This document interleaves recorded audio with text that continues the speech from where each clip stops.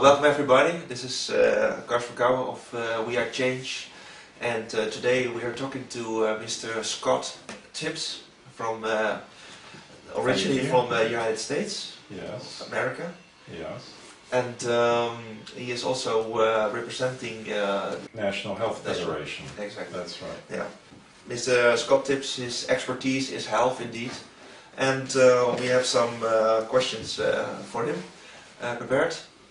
I'd be happy to answer them if I can. Yes, very much. Thank you. First question. This is about introduction. What is the National Health Federation, and how did it come into existence? It's the world's oldest health freedom organization for consumers, and it came into existence about 56 years ago this month. In 1955 by a group of really concerned citizens who saw their health rights, their health freedoms being taken away from them. So they banded together and formed this organization. And that was before my time. I wasn't involved at that time, but and they were very spectacularly successful. They were the only game in town. If you wanted to promote health freedom, you did it through the National Health Federation. Now, these days, you have many different organizations, but in those days, in the 50s, 60s, 70s, 80s, you really had just one organization. It was the NHF. And since then, we've been fighting on many different fronts against vaccines, mandatory vaccinations, against water fluoridation, against just monopoly, orthodox medical practice, that is to allow the rights of alternative doctors to do what they do, and then also more recently on the Codex Alimentarius front, where we've been the only health freedom organization to achieve status, accredited status, at the Codex meetings, and this allows us to speak out at the meetings and to submit written documents arguing our positions and to interact in real time with the other delegates if we want to. So it's a real good position to have. So that's basically it in a nutshell. We've done many, many different other things, but that's the NHF. Okay. And actually, I should say that's the old name. We still have the same name, but it's an international organization. So even though it says National Health Federation, we have members in about 20 different countries, and members on our board who are from other countries, and our advisory board, and then various like NHF Sweden, NHF Germany, even NHF Benelux, NHF UK, NHF Ireland, and NHF Canada. Oh great, oh great. Yeah. So. Yeah, okay. Who supports and directs and funds the NHF? The Rockefeller. No, I'm teasing. No, just the opposite. They don't like us at all. We're funded by just really the $36 that people donate to us, or pay for membership, excuse me, it's not a donation.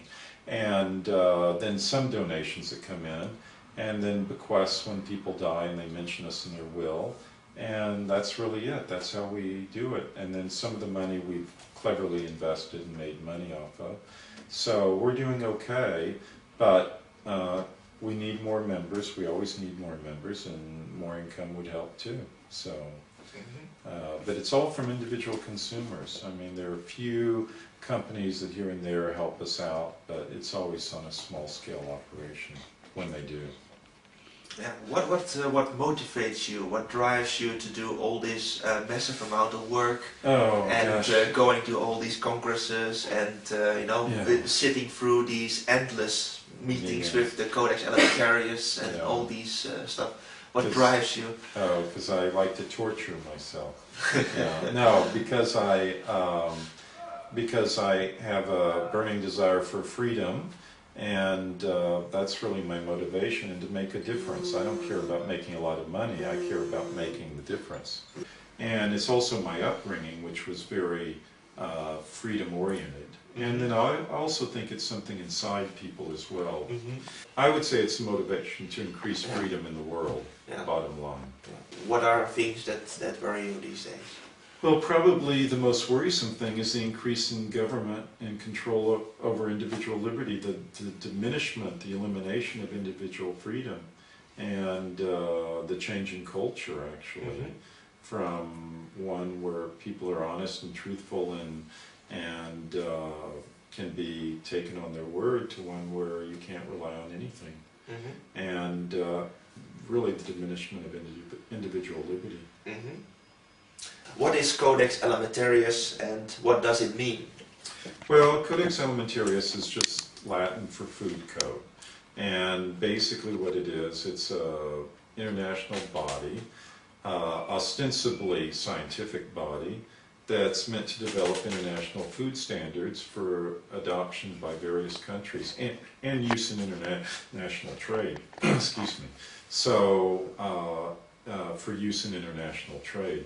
And it's something that was created by, and I may be anticipating some of your own questions, but it was created by basically two arms of the UN, of the United Nations, by the Food and Agriculture Organization, by the World Health Organization back in the early 60s through a series of resolutions in 61 through 62 and 63.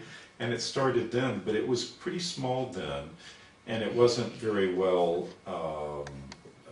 thought of in terms of what it was doing, and sorry, in terms of what it was doing, and in terms of its importance, I guess is really the word I was looking for. But it gradually increased in power and attendance by member countries to the point that in 1994 you had the World Trade Organization being created, and what happened is then suddenly there were enforcement powers for these guidelines that were being developed in different food areas. And the food areas were areas like anything from natural mineral waters to fruits and vegetables to vitamin supplements to contaminants in food to food additives, that sort of thing. And they created a whole slew of committees, a whole group of committees to do the work of the commission itself. To flesh each part out. Exactly, that's very well put. Exactly, to flesh out the work or the intended work of the Codex Alimentarius Commission, which meets once a year, usually alternately in Rome, which is the headquarters for the FAO, the Food and Agriculture Organization, and in Geneva, which is the headquarters for the World Health Organization. And the FAO pays about 85% of the bill, the costs associated with Codex, and WHO is a little cheaper and only pays about 15%. And in various countries like the United States or the European Union will contribute money on their own as well. Because I have also a question here, who founded and is funding the Codex Alimentarius overtly and maybe also covertly? Because usually there the money goes through channels, basically. True. I think in general it comes from the governments using other people's money. I mean, that's basically it. So the national governments are really funding it directly or indirectly because they pay their dues to the United Nations, which then funds the FAO and the WHO, and then they pay money. And then there will be individual contributions, as I mentioned, by the United States, by Canada, by the EU, Norway, some other countries or country groups like that. And that's where they get their money, really, is from that. Yeah. Why is the Codex Alimentarius not good for humanity, in your opinion, and how will it impact the lives of people? Well, I kind of need to answer that question by going back to what the two stated goals of Codex Alimentarius are. There are actually two noble goals. The first is to facilitate international trade, that is, to eliminate barriers to international trade. The second is to protect the consumer's health, the health of the consumer. So those are two goals that actually, how can you argue with that?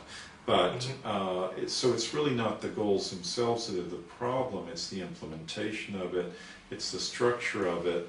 And I wouldn't say that Codex Alimentarius per se will hurt the health of humanity. It's really more the way it's been grabbed onto and controlled and being directed away from its noble goals to goals that aren't so healthy, to goals that aren't so useful for humanity, and that will actually end up hurting it rather than helping it. And if there's, I'm not saying that I'd be naive enough to believe that we can regain control and direct it the right way. Maybe we can, maybe we can't. We don't try to do that, but rather what we try to do is either keep it from hurting people, and to the extent it can do some good, then we direct it in that way as well. Because I think within Codex Alimentarius, you know, it's not some monolithic entity where they're all evil or they're all good. You know, there are good people in there, there are, I hesitate to say evil people, but people who aren't doing such good. And I even have found throughout the years that there are staffers, Codex staffers, that like what the National Health Federation is doing there and are actually helping us. So we have people who help us there. And then there's some country delegates, because keep in mind that the people who attend these Codex meetings, I mean each Codex committee meeting, and there are some 27 different committees. Am I jumping ahead here, or should I just keep on going? Just go on. Okay. There's some 27 different committees, and each committee is hosted by a particular government, like the Dutch government. The Dutch government is the host government for the Codex Committee on Contaminants in Food, called CCCF. And it meets once a year, usually in the Netherlands, but it could be a third world country sometimes. Like last year's meeting, the 2010 meeting, was held in Izmir in Turkey, and I went to that, and it deals with contaminants in food. In this case, melamine was our big issue, the NHF's issue, because this is a man-made contaminant, and I don't know how much you want me to go into detail, but it's one that's introduced into the food deliberately or accidentally through deliberate use of the melamine, and yet it's very harmful to human health. And they wanted to establish levels of 2.5 parts per million that would be okay for people to take. And we were the only ones at the meetings, the last two meetings, the one in Rotterdam before that, and then Izmir this last year, and then in a couple of months there will be the next meeting, which will be in Den Haag, and we'll go to that to argue once again that there should be zero tolerance for melamine. Because it's deliberately added. It's not something that's naturally present in the environment. It's not something even like arsenic or lead that's naturally present in the environment, and you will have, you know, upper safe levels for it. Instead, it's something that's deliberately man-made, so why should there be any limit?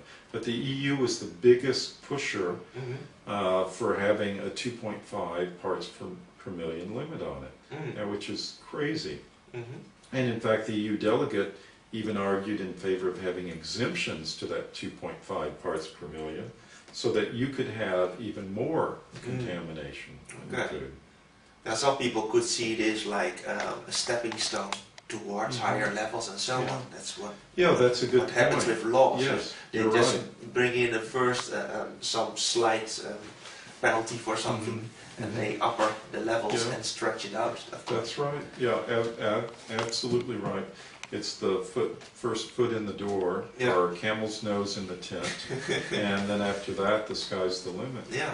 You know, they get people used to it, and the thing that people forget here, and this is the argument that we made at the meeting, is that, or the meetings, is that melamine, sure, if melamine were the only contaminant in the world, then maybe they have a point. But it's not. There's melamine, there's arsenic, there's lead, I've already mentioned as natural contaminants, there's aluminum, there's all sorts of things. And there are ways that these all interact that we don't even know today how they all interact negatively. But they do, and they're cumulative, so they accumulate in your system, and you're worse off. So even at low levels of melamine, you add in all the other contaminants and you're in trouble. Yeah. Synergistic and cumulative, and definitely a danger. And we see it a lot because a lot of these factors are endocrine disruptors. They're really xenoestrogens, most of them are, which turns basically men into women and women into men. So it makes women more masculine and it makes men more feminine. And that's what